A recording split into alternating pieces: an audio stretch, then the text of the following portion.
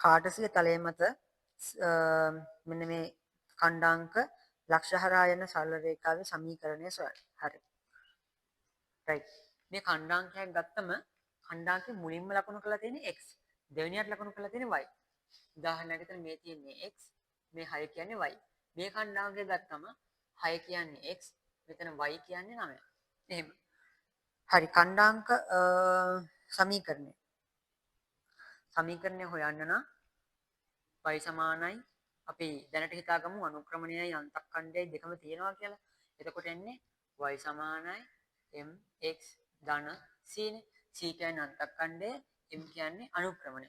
අනුක්‍රමණය හොයාගන්න අපි දන්නවනේ y ඛණ්ඩාංකවල වෙනස බෙදන්න ඕනේ x ඛණ්ඩාංකවල වෙනස. y ඛණ්ඩාංකවල වෙනස බෙදීම x ඛණ්ඩාංකවල වෙනස.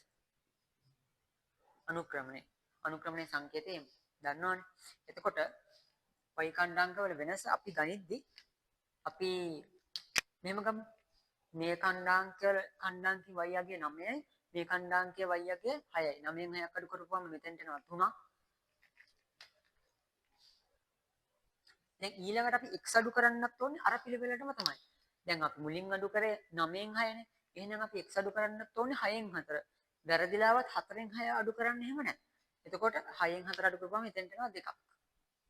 ඒතර අනුක්‍රමණය එන්නේ 2කින් 3යි. 2කින් 3යි.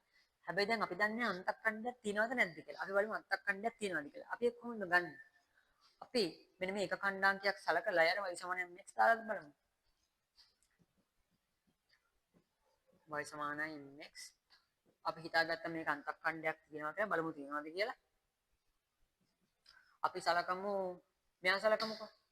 ඒතර යාගේ y වලගේ මෙතන 6යි. අනුක්‍රමණය මෙතනින් අපිට ආව 2කින් 3යි.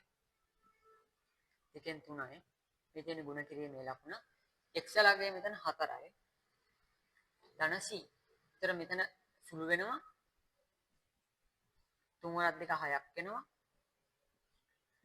අන්තක්ඛණ්ඩය බිඳුවක් කියලා තමයි එන්නේ. ඒ කියන්නේ අන්තක්ඛණ්ඩයක් නැහැ. එහෙනම් කෙලින්ම අපිට ලියන්න පුළුවන් y සමානයි මෙන්න මෙයා මකන්න පුළුවන් අපිට. මොකද අන්තක්ඛණ්ඩයක් දැන් නැහැ. අනුක්‍රමණය අපි හොයාගත්ත 2කින් 3යි කියලා.